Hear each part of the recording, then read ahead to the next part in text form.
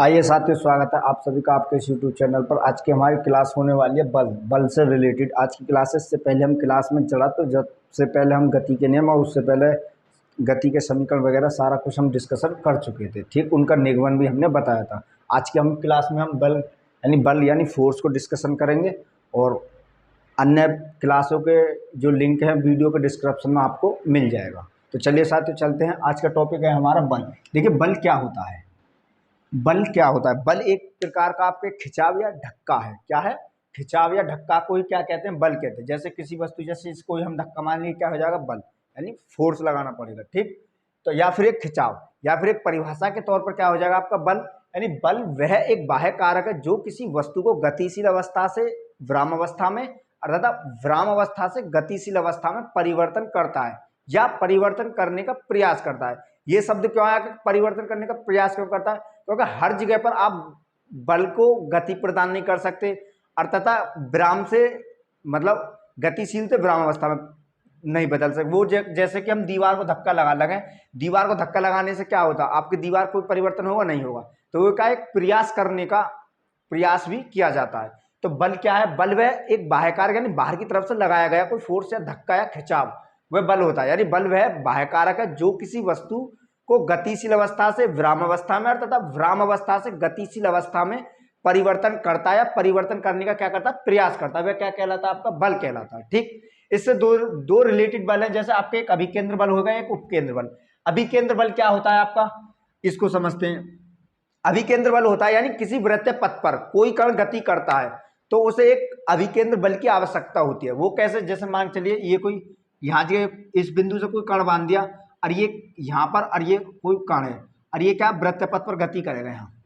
तो ये जो वृत्तीय पथ पर गति करता है, जो इसका बल है वह केंद्र की तरफ कार्य करता है, लेकिन वेग इसका बाहर की तरफ कार्य करता है। यानी वेग जो होगा वह बाहर की तरफ और फोर्स जो होगा वह अंदर की तरफ कार्य करता है। यानी किसी वस्तु द्वारा वृत्तीय पथ पर गति करने के लिए एक अभिकेंद्र बल की आवश्यकता होती है, जिस कारण वह वस्तु घूमती है। यानी मान के चलिए आप अपनी उंगली पर, जैसा आपने बचपन में देखा होगा, उंगली पर बांध के लट्टू सा आपका छोटा ढेला सा यूं करके घुमाते थे, तो वो क्या है? बल तो आपके इस उंगली पे महसूस होता है, लेकिन जो वेग है कण का वो बाहर की तरफ महसूस होता है।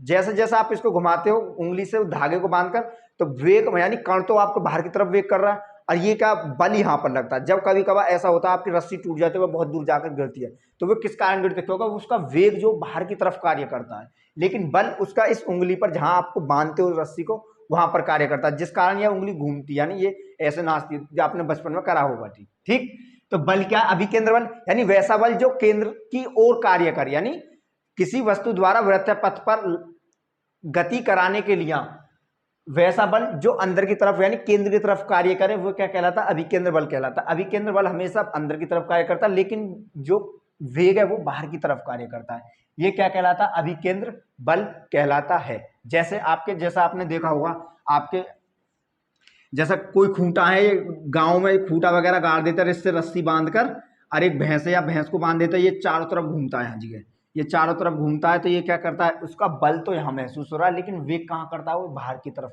करता है। तो ये क्या कहलाएगा? अभिकेंद्र बल कहलाता है। जिस प्रकार इसके एग्जाम्पल भी हो जाएंगे आपके, जैसे ग्रह वगैरह जो होते हैं वो घूमने के लिए गुरुत्वाकर्षण बल की आवश्यकता होती है, तो वे क्या, एक केंद्र की तरफ कार्य करते हैं। ग्रहों का घूमना भी क्या, एक अभिकेंद्र बल महसूस होता है वहां पर, यानी लगता है। ठीक, तो इसी प्रकार हो जाएगा। अर्थात इसका इससे रिलेटेड जो एग्जामर क्वेश्चन पूछता है वो कुछ इस प्रकार से पूछता है। देखिए यहाँ पर, यानी अभिकेंद्र बल सेंट्रीपिटल फोर्स कहते हैं इसे इंग्लिश में, और सेंट्रीफ्यूगल कहते हैं अपकेंद्र बल को। अपकेंद्र बल पर बात करेंगे, पहला अभिकेंद्र बल पर। तो सेंट्रीपिटल फोर्स जो होता है आपका F बराबर mv² अपॉन r होता है। r क्या होती है? उस धागे की लंबाई, यानी कितना लंबा है वो, त्रिज्या, वृत्तीय पथ की त्रिज्या वृत्तीय पथ पर करेगा, और m द्रव्यमान होता है पिंड का, और v क्या होता है? वेग होता है। ठीक, तथा इसको डेराइव करके दूसरे तरीका से भी हम लिख सकते हैं। यदि कोणीय वेग, मान के चलिए किसी वस्तु का उसने वेग ना देकर कोणीय वेग दे दे। कोणीय वेग क्या होता है? कोणीय वेग होता है किसी थीटा को घुमाने में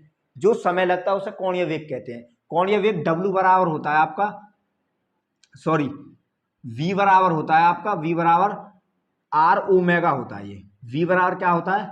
R ओमेगा, जब कोणीय वेग देते, यानी ये वेग क्या, एक रेखीय वेग महसूस करेगा, और रेखीय वेग या कोणीय वेग में संबंध भी पूछा तो वो आपका ये हो जाएगा आर ओमेगा।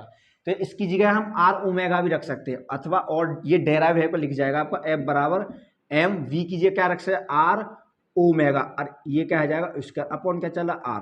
तो इसको खोलोगे तो m r square into omega square upon कितना हो जाएगा आर, एक आर से एक आर कैंसिल, तो एम बराबर ये क्या हो जाएगा एम आर ओमेगा स्क्वायर, ये एफ बराबर ये भी हो जाएगा। ये किस कंडीशन में लगेगा, जब किसी वस्तु का वेग दिया हो तो उस कंडीशन पर बल निकालने के लिए ये लगेगा। और यदि वेग ना देकर कोणीय वेग, कोणीय वेग क्या होता है, किसी वस्तु को थीटा कोण पर घुमाने में किया गया कार्य क्या कहलाता है, कोणीय वेग कहलाता है। जैसे कोई भी वस्तु, यानी ये कोई घड़ी, ये घड़ी है, घड़ी मान के चलिए घंटा की सुई है, यहाँ पर ये 12 बजे थे, यहाँ करीब 6, यहाँ करीब 9 और यहाँ करीब 3, ठीक। ये वस्तु यानी कोणीय वेग, यानी मिनट मान चलिए घंटा की सुई को घुमाने में जो समय लगा, तो ये क्या कहलाता है 360 का कोण में 360 का कोण बनता है आपका, यानी एक घड़ी एक सुई को एक चक्कर लगाने में कितने 360 का कोण बनता है, यानी थीटा कोण घुमाने लगाया गया वेग क्या कहलाता है, कोणीय वेग कहलाता है। ये आपके नेक्स्ट टॉपिक में हम आपको अलग बताएंगे पूरी डिटेल से, इससे रिलेटेड जितने भी न्यूमेरिकल वगैरह आते हैं वो सब बताया जाएगा। अभी फिलहाल इतना समझिए, कोणीय वेग W से दर्शाएंगे, और ये V अर्थात कोणीय वेग में जो संबंध होता है तो वे होता है, इस V रेखीय वेग भी बोल देते हैं। तो V बराबर आर ओमेगा, जो आपके अभिकेंद्र बल के लिए F बराबर जो होता है formula m v square upon r होता है। यहाँ V की जगह हम आर ओमेगा रख सकते हैं, आर ओमेगा रख दिया, इसका स्क्वायर चला पूरे पे, इसका अलग स्क्वायर कर दिया हमने, इसका अलग कर दिया, एक आर से एक आर कैंसिल हो जाएगा, ऊपर एक आर अभी बच रही है यहाँ पर, ठीक। तो ये कितना एम आर और ओमेगा स्क्वायर। तो यदि आपको कोणीय चाल दे तो आपको ये फॉर्मूला लगेगा कोणीय चाल के लिए, और यदि आपको वेग दे तो वस्तु का, तो वो हो जाएगा आपका ऊपर वाला। जैसे देखिए, जैसे अभी जैसे कोई क्वेश्चन पूछा आपसे, मान के चलिए 8 मीटर लंबी रस्सी से बांधा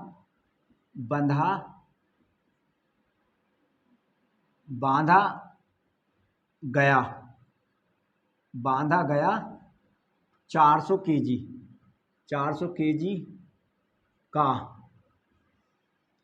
एक पिंड यानी कोई वस्तु, या फिर मान चलिए कोई आपके भैंस वगैरह है, उसको वो 400 किलो की होगी, तो वो 8 मीटर लंबी उसकी सांकर वगैरह, उसको जब घुमाते हैं, जब वो वृत्तीय पथ करेगा तो उस समय बल कितना, तो वह तो 400 किलो का एक पिंड, 8 मीटर लंबी से 400 किलोग्राम का एक पिंड केंद्र की ओर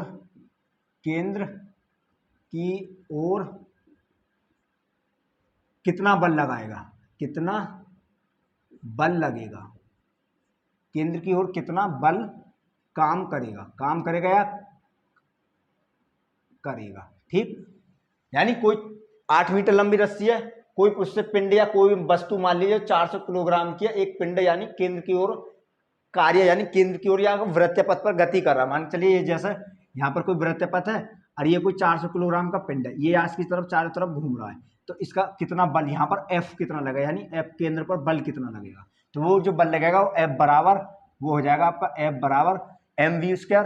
तो 8 मीटर लंबी है तथा उसकी कोणीय चाल और देगा, तथा जिसकी कोणीय चाल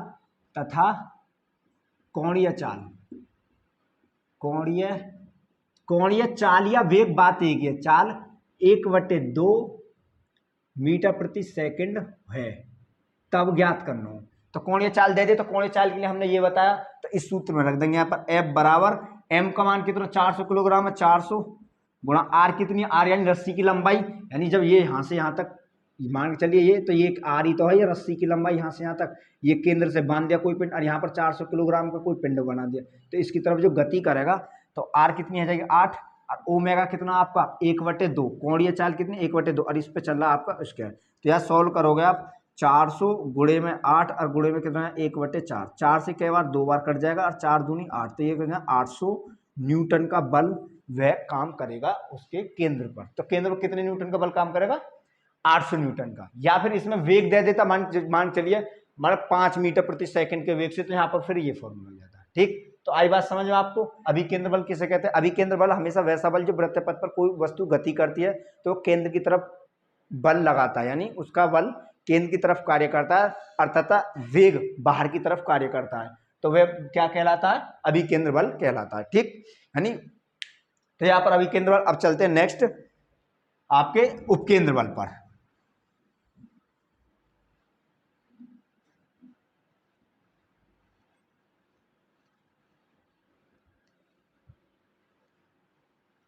उपकेंद्र बल क्या होता है?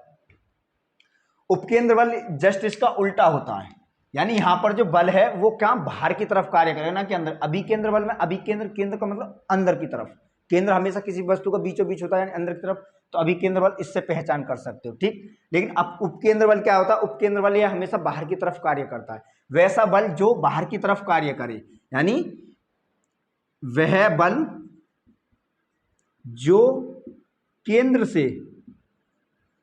से बाहर की तरफ कार्य करे, बाहर की तरफ कार्य करे, तो वो क्या कहलाता है? उपकेंद्र बल कहलाता है। यानी वैसा बल, यानी किसी वस्तु का वह बल जो केंद्र की ओर, केंद्र से बाहर की तरफ कार्य करे, वह क्या कहलाता है? अभिकेंद्र बल कहलाता है। देखिए जैसे आपके मशीन, कपड़ा धोनी मशीन जो होती है आपकी, वॉशिंग मशीन, जैसे वॉशिंग मशीन आपने देखा होगा, वॉशिंग मशीन हमेशा जब घूमते तो वो कपड़ों को साइडों में मारती है चारों तरफ, जब वो राउंडिंग लेती है तो वो क्या है? एक वॉशिंग मशीन। या फिर मक्खन निकालने वाली मशीन, दूध यानी दही से मक्खन निकालने वाली, दही से मक्खन निकालने वाली मशीन, दही से मक्खन निकालने वाली मशीन, ये किसके उदाहरण हो जाएंगे? आपके उपकेंद्र बल के उदाहरण हो जाएंगे, ठीक। तो ये दही से मक्खन, यानी जब वो मशीन चलती है तो वह दही को यानी चारों तरफ, उसमें चारों तरफ को फेंकती है, तो वो क्या कहलाती है? वो वहां पर क्या कौन सा बल महसूस होता है? वो आपका उपकेंद्र बल होता है, उसे बोलते हैं सेंट्रीफ्यूगल फोर्स। तो यहाँ पर क्या हो जाएगा आपका? उपकेंद्र बल। उपकेंद्र बल यानी वैसा बल जो केंद्र से बाहर की तरफ कार्य करे, उपकेंद्र बल कहलाता है। और अभिकेंद्र बल क्या होता है? अभिकेंद्र बल यानी वैसा बल जो केंद्र की ओर कार्य करे लेकिन वेग उसका बाहर की तरफ कार्य करे, अब उपकेंद्र बल, अभिकेंद्र बल कहलाता है, ठीक। तो जैसे मशीन जो है वह आपके कपड़ों को बाहर की तरफ फेंकती है, तो क्यों फेंकती है? क्योंकि उस पर उपकेंद्र बल महसूस होता है, यानी लगता है। ऐसे ही दही से मक्खन निकालने वाली मशीन क्या आती है? वो साइडों की तरफ फेंकती है। आपने देखा होगा मशीन में, ये मशीन मान के चलिए, मशीन है कपड़ा धोने मशीन, आपको ये जो साइड है ये खुदरी होती है उसकी। ये खुदरी क्यों होती है? क्योंकि इस पर जब ये चिकनी होगी तो कपड़ा जैसा है वैसा ही घूमेगा, तो उस पर कोई मतलब जैसे आप डालोगे वैसे ही गंदे कपड़े निकलेंगे। लेकिन ये खुदरा होता है, जब एक दूसरे से सट के चलता है तो वे कपड़े एक दूसरे से घर्षण करते हैं, तो जिसके कारण महल छूट जाता है। तो इसलिए आपका जो भी मशीन कपड़ा धोनी होती है, वो आपकी साइड की जो परत होती है वो आपकी खुदरी होती है, यानी छोटी मोटी, यानी लाइन सी बनी होती है कुछ इस प्रकार से उसकी साइड, जिसके कारण कपड़ों उस पर फेंकता है। जब कपड़े इस पर फेंके जाएंगे, यानी जब घुमाती है, मतलब यहाँ में राउंडिंग करते हैं, तो एक दूसरे के साथ ये यानी क्रिया यानी घर्षण करते हैं, जिसके कारण कपड़े का महल यानी ढीला हो जाता है, जिससे कपड़े साफ हो जाते हैं। इसी कारण तो कहने का मतलब हमारा मेन मकसद ये उपकेंद्र बल किसे कहते हैं? उपकेंद्र बल यानी वैसा बल जो केंद्र से बाहर की तरफ, इसमें एक मोटर लगी होती है यहाँ, तो वो कपड़ों को राउंडिंग कराती है यहाँ पर, तो बाहर की तरफ कार्य करते हैं। तो वह बल जो केंद्र से बाहर की ओर तरफ कार्य करे वह उपकेंद्र बल कहलाता है। जैसे आपके वॉशिंग मशीन या दही से दूध निकालने की मशीन, तो यहाँ पर आपके ये दोनों बल हमने डिस्कशन करे। तो आई होप आपको वीडियो समझ आई होगी। मिलेंगे नेक्स्ट वीडियो में, तब तक के लिए जय हिंद।